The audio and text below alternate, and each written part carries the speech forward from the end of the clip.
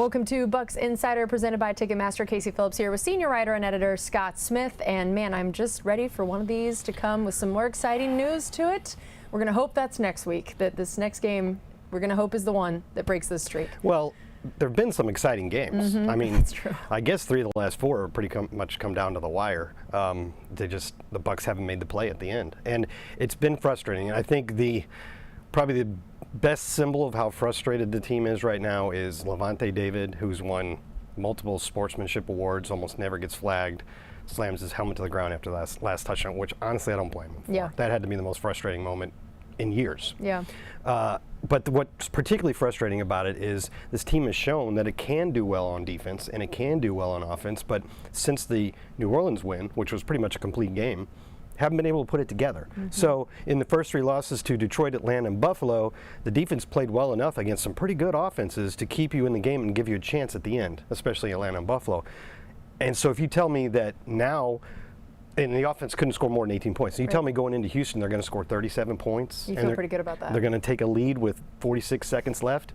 You think that's going to be a win. So it's frustrating that in this case the offense did enough and the defense couldn't get the stop it needed, not only at the end but pretty much at all in the second half. Yeah, that makes a lot of sense. And I know, as you brought up, there's a lot with the offense to be excited about in that game. That, again, when we know the outcome wasn't what we wanted, 37 points, that was a huge difference as compared to a lot of the other ones, and who we saw putting up some of the plays and how and why. I felt like there was so much, and particularly Rachaad White and K-Dot, and I just feel like they put on some incredible performances when maybe the defense is taking away Mike and Chris a lot to show that you have enough weapons to still be able to do what you need to do. Yeah, you look up at the end of that game and Mike still almost had 100 yards. He almost scored on that 1 touchdown. But early in the game, the Bucs were scoring without getting the ball to Mike and Chris Godwin because Rachaad White and K-Dot. And K-Dot, according to Baker Mayfield, is doing a really good job of communicating with him. Like in that second touchdown pass, there was a timeout beforehand, and Cade came over to him and told him, if I see this look that I think we're going to see, I'm going to do exactly this. And he did, and they did, and it was a touchdown. And then you got Rachaad White, who's really emerged. The running game's coming along, and he had 16 and 11 and 11-yard carries in the last game, which are the type of explosive running plays we need and we haven't been getting. But where he has really come on is in the passing game. And Baker Mayfield said on Wednesday, he said it's really vital to have a running back that when you have to check down, he can make something out of it. He's really, really good in open space and making the first man miss. So sometimes you think derogatorily about checkdowns. Oh, that guy's the checkdown king. Right. But checkdowns are an important part of offense because read, nothing's available, don't want to get sacked, don't want to scramble. At least maybe we'll get 5 and maybe he'll break it for more, and he's been doing that. I mean, the biggest play besides Mike Evans' long catch was the little short pass to Rachaad out in the left flat that he cut back to the right because all the defensive action had been going this way, found a lot of open space and got 33 yards. So when you take those 2 guys and also Trey Palmer, who usually doesn't have a high volume of catches, might have 3 or 2 by the end of the game, but he's making a couple big plays in every game, like the 21-yarder on 3rd and 23 on the final Bucs drive. So you got Mike, Chris, you assume they're going to get what they get most games, and now you got Cade, Rachaad, and Trey. I'm starting to feel pretty good about that 5, that quintet of weapons. Yeah. It was interesting what you said about the check down stuff. I had Brad Idzik on the Bucs Total Access show Bucs this wide week. receiver coach. Yeah, first of all, he was incredible. So cool. It's a great show. He gave a lot of great insight. And he brought up especially one of those to Rachaad that ended up going for 33 yards. Yeah. And he was like, yeah, I mean, Mike and Chris, they're trying to take the top off the defense. They're going for it. And that I'm sure he's like, people think it's going to be hard for the wide receivers, not necessarily getting that, but he was like, they're such great guys. They're so excited when they just see Rachaad go streaking through. And he said, for the wide receiver's sake, those plays are the same as having the run game, that it creates the same effect of getting the defense to be honest. Gotcha. And, kind of stay down in that. Like a good running game Like makes a good you be running honest. down makes you be honest. Those checkdowns also make the defense be honest, which can set up and help Mike and Chris. So he was saying that what Rachaad is doing in the receiving game is having the same effect that the run game would have for Mike and Chris. That's good. And I thought that was a really interesting point. Well, it certainly worked in Houston. 37 points is nothing to sneeze at. Absolutely. And then Mike Evans still hitting just incredible milestones all the time. Every time. Every game. There's just a Mike milestone moment. He had that touchdown taken away. We still scored like on the next play or 2 plays later, but they called him down at the 1. So he missed moving from 17 up to 16 in all-time touchdown receptions, but he will get there. Yes. But what he did do was pass 11,000 yards, and he's only the 39th guy to have done that. Funny thing is, he actually passed Joey Galloway, one of my favorite former Bucs, on the all-time receiving yards chart. So he's obviously he's the first Buc to get over 11,000 receiving yards, and he's far from done. Yeah. So he just keeps adding to what I think is going to be when it's all said and done, a Hall of Fame resume. Yeah, and Baker, I mean, again, the game didn't finish the way we wanted, but to watch that drive that we thought might be the game-winning drive, to see what Baker was able to do, to see what the offense was able to do in that pressure situation. And I just feel like it's so amazing to watch what Baker is doing, however you want to define pressure, actual quarterback pressure from rushers or pressure in game situations or third down. There's a little bit of both on this one. Yeah, however you want to define that, he's doing an incredible job. Yes, this chart here, I think I missed an opportunity. I should have called it Pressure Baker instead of Pressure Cooker.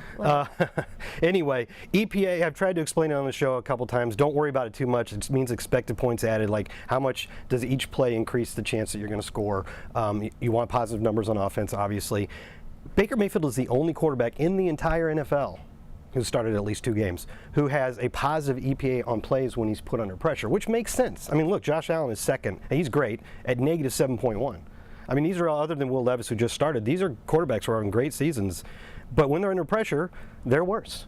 They're worse. Every quarterback in the league is worse when he's under pressure. Right. But for Baker to be doing so well compared to the field is pretty impressive. In this last game, he was pressured 14 times, 3 of which became sacks, but he was 7 of 11 on the passes he did get off for 85 yards, a touchdown, and no interceptions. He has not thrown an interception under pressure yet this season. Wow. And that doesn't even count the highlight that we just saw before that graphic where he ran on 4th and 2, and he ran and he got. There was a lot of pressure on that play. Right. And he figured out a way to make it work. So, to me, the 4-game losing streak, the 3-5 record, neither is what we wanted, especially after a 3-1 start. But if you're looking for reasons that the Bucs are here where they are now, I don't think Baker Mayfield's on that list. Yeah, I would agree with that. And it seems like the team just loves I meant him. in a bad way. Right, yes.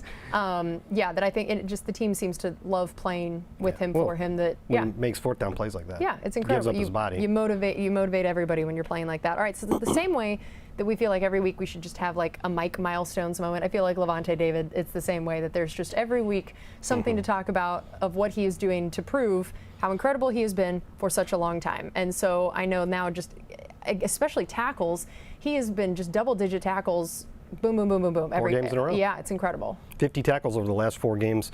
He's already equaled the longest streak since tackles became an official statistic in 2001, and therefore were compiled better.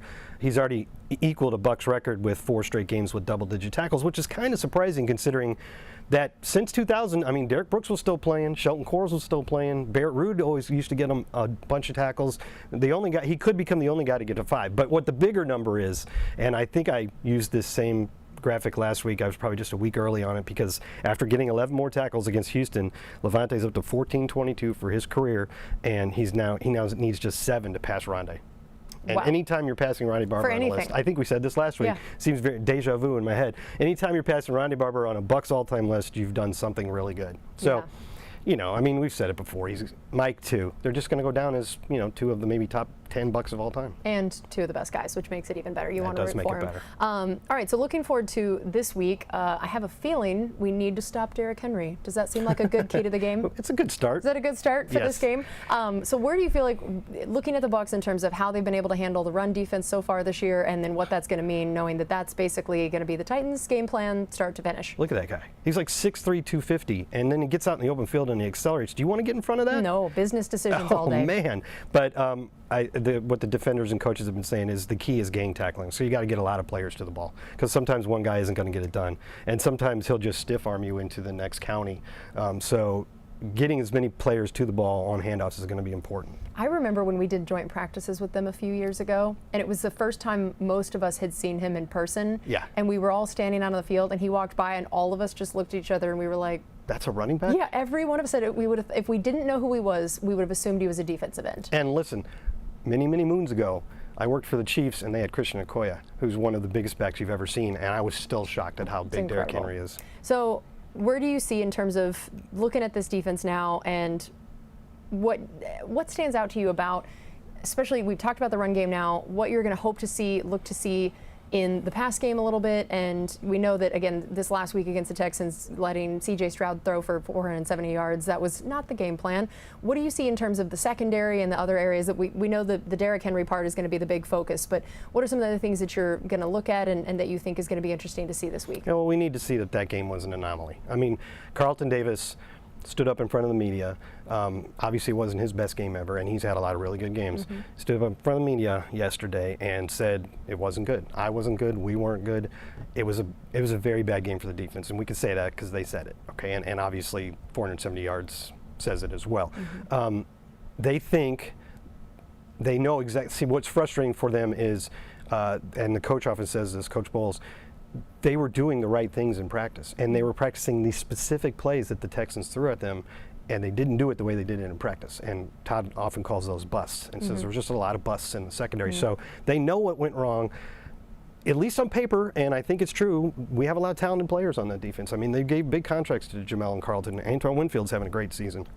We did see one little bit of a lineup change in that D. Delaney got on the field at safety, and at the beginning of the game, it looked like Ryan Neal was playing in early downs when there might be runs, first and second down, and playing more up in the box, and then D. Delaney would come in obvious passing situations. And then in the second half, at some point, he kind of just took over full time. So I think we'll probably see more of D. Delaney moving forward. Todd declined to say whether there was going to be any specific lineup change, starter change, but I think we could see more of him. And the reason he said is he considers D. Delaney a ball hawk, and he is tied for the league and team lead in interceptions. He reminds me of Mike Edwards, where it's just the per time that you're on the field. Exactly. Like there's a ridiculous amount of interceptions. So he said he wanted to get more ball hawks on the field because we have not been getting, other than some forced fumbles and fumble recoveries by Antoine Winfield, we have not been getting turnovers from the secondary, and he wants more of those. Yeah, and so where are we at in terms of, we know turnovers was something so emphasized by this defense. They've all talked about how 30 on the season was their goal. Antoine Winfield has said he wants 10 by himself, that was his goal for himself this year. What are we seeing about, compared to the league and compared to maybe what this team is after, how the actual turnover margin is going, when we know, again, interceptions hasn't necessarily been it, but still getting some turnovers? Decent number of fumbles. It's not probably as many takeaways as they'd like to have, but since the Bucs offense has been very good at not turning the ball over, in fact, the only turnover of the last two games was the inevitable fumble at the end of that pitch around play, when you're pitching around on the last play of the game. And so they haven't been turning the ball over, and what's pretty remarkable is that even when they have turned the ball over, it hasn't led to any points. These are all the points the Bucs have given up off of turnovers, whether the possessions, or if they were pick sixes, or the possessions that follow turnovers. 2 field goals the whole year. And it's incredible. I mean, the Bengals and Chargers have done well too. Some of those turnovers came inside the opposing red zone. I remember there being a few where there have been turnovers at really bad places on the field in terms of letting the other team take over with incredible field position, where to hold them to just a field goal or nothing is pretty remarkable. There have also been a couple, like Antoine Winfield's hustle play to get the ball away from Desmond Ridder right at the goal line. Those should have been points, and they weren't. So, yeah, that's pretty incredible. The defense has done a nice job when the offense has pretty infrequently turned the ball over. All right, well, that's going to do it for us on this edition of Bucs Insider. Thank you so much for watching, and we'll be back here next week to break down that game against the Titans.